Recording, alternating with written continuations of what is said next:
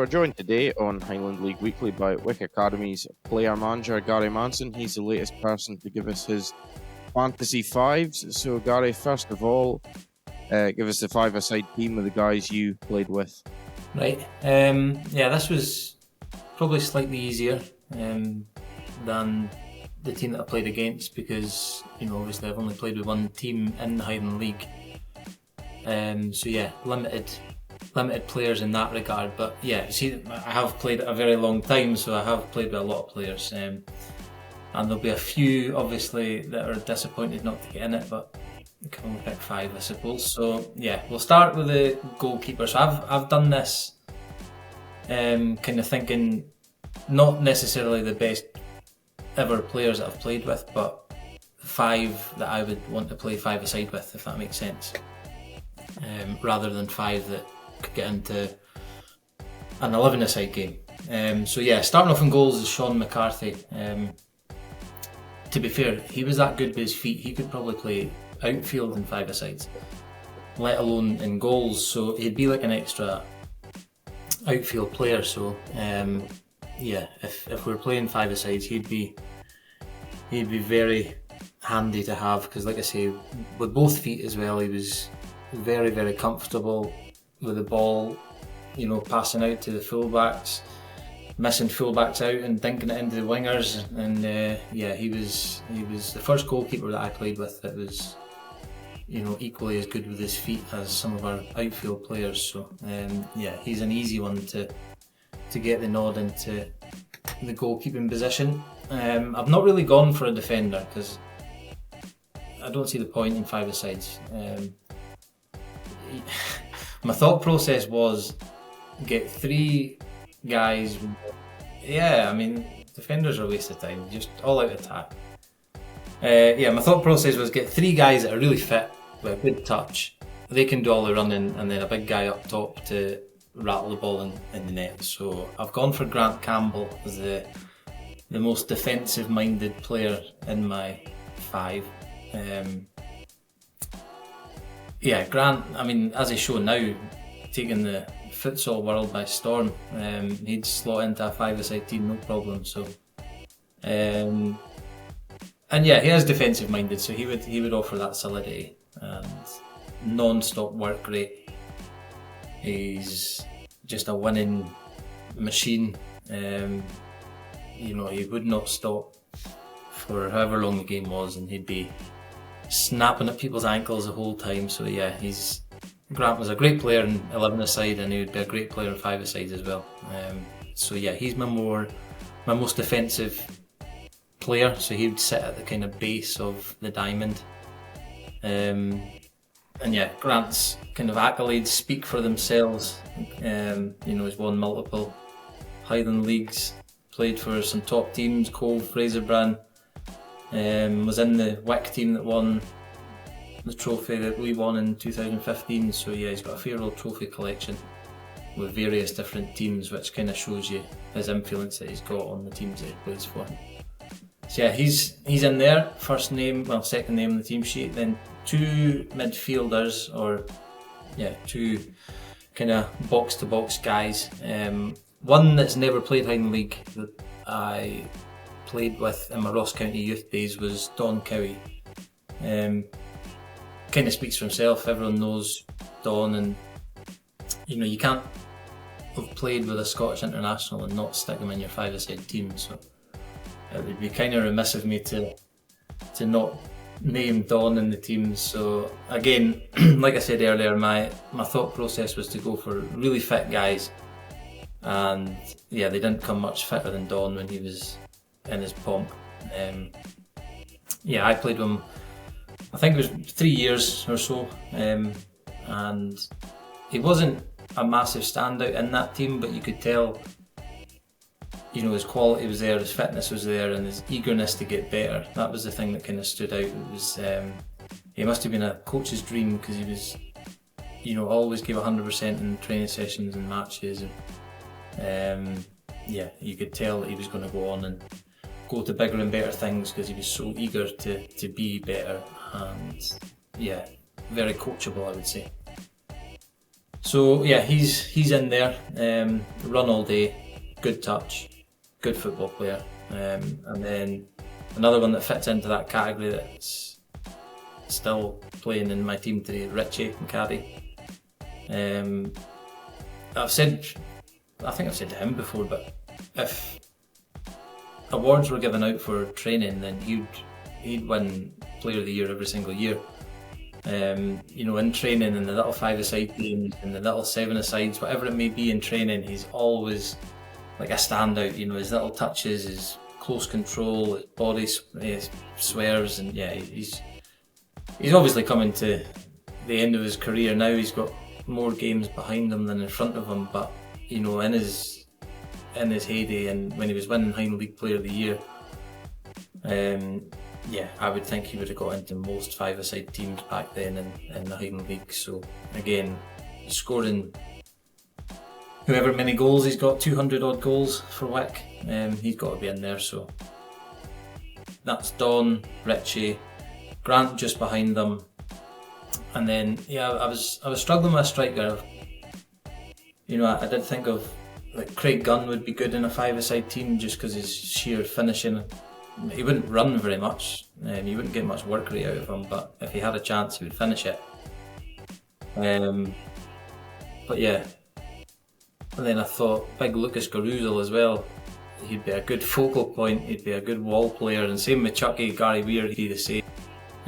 But I ended up having a good think, and then Shane Sutherland started his career at Wick. So he played, he was 16 years old, and I think he only played maybe like 18 games or something and scored about 11 goals as a 16-year-old with Wick, who were, I don't know, certainly a bottom half the table team when he was playing. So yeah, that's what ended up getting him his move to Cali. Was that short stint that he had with us the first half of the season, and yeah, like I say, rattled in probably 11 goals or something along that lines. And so I'm not only picking him from that stint. It was, he came back and played against us, and you could see, his progression and his development when he went full time with Cali. He came back a couple of times and played in friendlies and what have you, and was an absolute handful. He was a big boy with a really, really good touch, and like all good strikers have, he can finish as well. So, but yeah, some notable absentees there, but I think Shane just gets a nod because he's all round finisher, big, strong, powerful unit, and he would bring others into play as well. So that's my 5-a-side team that I've played with. Well, that's certainly a good team here, Gary. I don't think anybody dispute that. If I'd been guessing, I would have thought Chucky would have been a shoe-in, but that's another story. But in terms of the team you played against, just run us through that. Yeah, against was very, very difficult because, like I say, I've been playing in the Highland League for so long now that you struggle to remember all the players that you've played against, and I can guarantee you've missed some top drawer players out. But yeah, I've kind of racked my brains and come up with a 5-a-side team that you could probably make another 3 5-a-side teams that would be equal to this, but we'll go with this one. So similar to my goalkeeper, in goals I've gone for Joe Mallon, who again, with the ball at his feet, I've never seen someone kick the ball so far actually. Goalkeeper or non-goalkeeper, he's just ridiculous. When they had a goal kick, you'd be setting up on the edge of your 18-yard box because fine that he'll ping it straight over your head and straight to a winger's or into a winger's path. Or so yeah, I've never actually seen it. I've trained with him obviously, but I can imagine if he was playing in 5-a-sides outfield, he'd be able to handle himself no problem. Like I say, tremendous kicker of the ball, and not just that, obviously an extremely good goalkeeper. I think over my time he'd probably be the best goalkeeper that I've seen in the Highland League. Why, he can only tell you why he's not played higher for longer. Obviously he played at Ross County, but I would imagine if he wanted to, a Championship, League 1, League 2 team would have easily had him in their ranks, the last 10 years. But yeah, maybe it just suited him to play Highland League rather than do the extra travelling. But yeah, I would say he's the best goalkeeper I've come across in my time in the Highland League. So yeah, he was quite an easy pick, to be honest. Again, I've not really gone for a defender because, as I've said earlier, there's no real point in having a defender in five-a-side. So again, I had to kind of rack my brains. There was loads and loads of players I could have picked here, but I've gone for Graham Shinnie. You know, he had that season when he was at Forest, played extremely well. I actually came up against him. I played right back one game and he was playing left back. And yeah, I don't know what age he was then, maybe 18, something, 17, 18, something like that. And yeah, top drawer. You could tell that he was going to go on to bigger and better things. And he came up, and then when he was a bit more established at Cali, he came and played a couple of times in pre-season friendlies and North of Scotland Cup games against us as well. And yeah, each time he came up, you could see he was getting better and better and better. And you know, he's obviously gone on to Scotland caps and captain of Aberdeen and tried his luck down south as well. So you know, a really, really good player.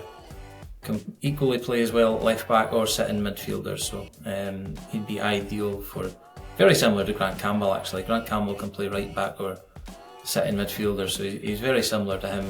He's a winner. He'd never stop running.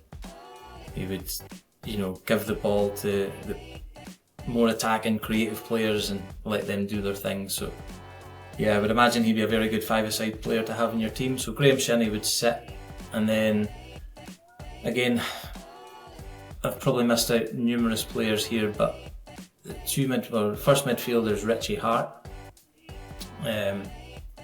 Again, it was quite earlier on in my career that I came up against him. You know, he was obviously at Brora for a few years and before he went to Cali, and yeah, he was top drawer. He was like a guy that would just go box to box all night long or all day long. He would rarely lose the ball. He would come up with a 25-yard screamer every so often as well, and it was always a tough game. If I was playing midfield against him, you knew you were in for a game. And yeah, again, obviously went on to play with Cali for a number of years and did really well with them. So I think, I'm quite confident in that pick. And the next one, it came to me, you know, Darren Still was up there, but I think if it was an 11-a-side team, Darren Still would be in it. Don't know how good. No disrespect to Darren if he watches this, but I don't know how good he'd be at five-a-sides. He was more about running power, box to box all day long, not about intricate touches and close control and what have you. It's no disrespect to Darren. Don't take that as an insult, because like I say, if it was 11-a-side, I think Darren Still would be one of my first names on my team sheet for playing against, because he was just an absolute winner, would drive his team forward and try and win games on his own sometimes, but unfortunately he doesn't make my team. So the other midfielder is Paul Coutts. From his first time around, I haven't played against him since he's been back at locals, obviously, playing against him on Saturday in fact, but from his first time around when he was at Cove, I don't know how long he was there, maybe 2.5 years or something before he got his move. But the year that he won Highland League Player of the Year, the two games, obviously we only see people playing against us 2 times a season, so it's hard to judge, but yeah, the 2 games that he played against us it was ridiculous. He was so far ahead of everybody, it was a mismatch. You know, I've heard Paul Merson come up with an analogy of, I think it was Thierry Henry. He was trying to describe that he looked like a man playing against in an under 10s match. It was quite similar to Paul Coutts. He was so far ahead of everybody at that time that it was like, this isn't really fair. He shouldn't be allowed to play in this game. And then, sure enough, within a few months he was off down to Peterborough League One, I think it was at the time, and then played Championship for years and years. So don't know if he ever actually got a Scotland cap, but he couldn't have been far away. So again, for someone to be at that level and to play against him would be kind of remiss of me not to put them in my team. So yeah, Richie Hart and Paul Coates, again, just two guys full of energy, box to box, good touch, goals in them as well. So two good midfielders to have in your five-a-side team. Then up top, it's probably the hardest one to pick because I've played against so many good strikers, and you can only pick one of them here. So I kind of went for a player that was in the Highland League for many years, and one of the best I've ever come up against was Mike McKenzie. So again, similar to the striker I picked in my team, a big lump that with good feet can finish with both feet, and yeah, he would just bring others into play because he was so big and his touch was so good. Like when he was at Vale, they would fire the ball into him, and he'd come up to his shoulder and he would control it. He'd be dead. And then he'd be bringing like Ian Murray. He was close to getting into my team. Those two were a proper handful back in the day when Vale were the top team. But purely because it's five-a-sides and I want a big guy up top with a good touch that could bring others into play. And if the ball broke, then we'll just rattle it in the net. I've never seen a guy hit the ball so hard with such little backlift as Mike McKenzie. It was a bit ridiculous how hard he could hit the ball without even trying. So yeah, like I said, loads of other players I could name, like going back, Martin Stewart was an animal at Huntly. Mike Beattie, when I very first started at Cove Rangers, was one of the best. And then Connor Gethins would be really good at five-a-sides. Neil Gould would be good at five-a-sides, I would imagine. Scott Barber. You could go on and on for strikers, but I think I'll go Mike McKenzie just to round that team off. And it'd be some game, and I've no idea who'd win that tussle if it came, but yeah, it'd be some match to watch. Well, that's two cracking teams you've picked, Gary, and you've sort of half answered it there anyway, but the important question at the end, who would win if you were, of course, not that you'd be allowed to because of the way things are in football, but if you were being forced to put money on it, who would your money be going on? Unfortunately, it'd probably be the team that I haven't played with. So the team that I played against, I just look at it and think it's slightly better. You got Richie Hart and Paul Coates in midfield, and no disrespect to Richie McCanny, but yeah, he's not played at their level before. So I would probably, if I was pushed, I'd go the team that I was played against, unfortunately.